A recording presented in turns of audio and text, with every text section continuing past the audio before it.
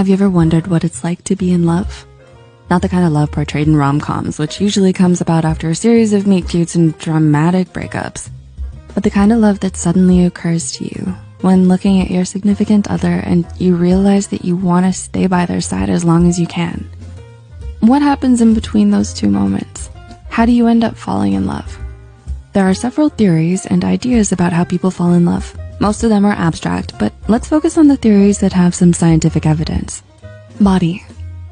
On a physiological level, there are many signs and symptoms you may experience. Sweaty palms, racing hearts, and butterflies. All of these symptoms are simply a response to the thousands of biochemical interactions happening inside of you. You hold hands and oxytocin is activated. You go on a date and get home feeling like you're in the clouds. Cortisol levels have decreased.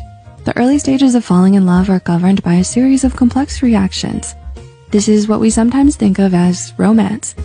This stage is filled with angst, passion, and wanting to spend every second with that other person. Although it's common in the early stages of a relationship, it can happen multiple times through a long-lasting relationship too. Mind.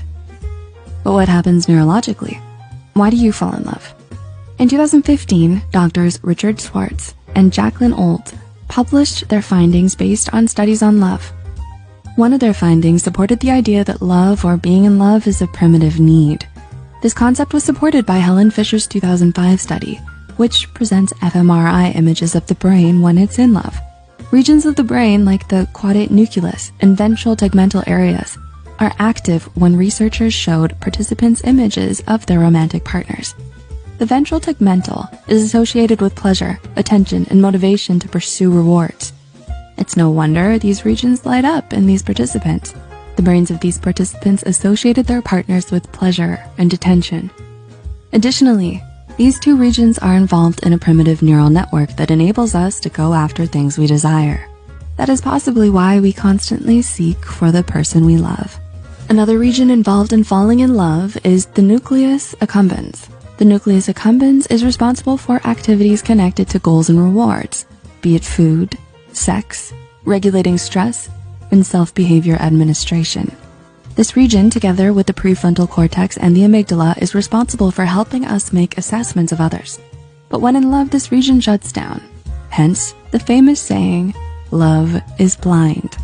In a conversation with Harvard Medical Journal, Dr. Old asserted, "We know that primitive areas of the brain are involved in romantic love and that these areas light up on brain scans when talking about a loved one.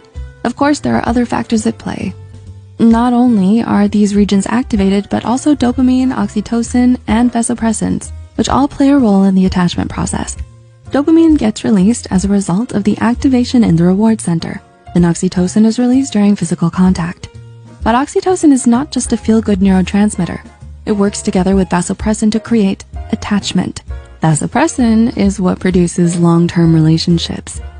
If oxytocin is what deepens feelings after two people have sex, then vasopressin produces long-term attachment.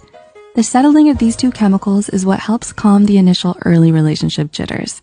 Once the relationship is calmed down, many people believe that love has died out. But that's not the case. Dr. Schwartz and Old proved that these regions are still active in people who have been married for over a decade. A state-of-the-art investigation of love has confirmed for the very first time that people are not lying when they say that after 10 to 30 years of marriage, they're still madly in love with their partners. Love begins with romance, which is necessary to fall in love, to feel your heart skip a few beats, and to have that wonderful desire to see the person you love. This is how you slowly become attached to them and eventually fall in love. Have you learned something new from this video? Let us know in the comments. And thanks so much for watching. Until next time.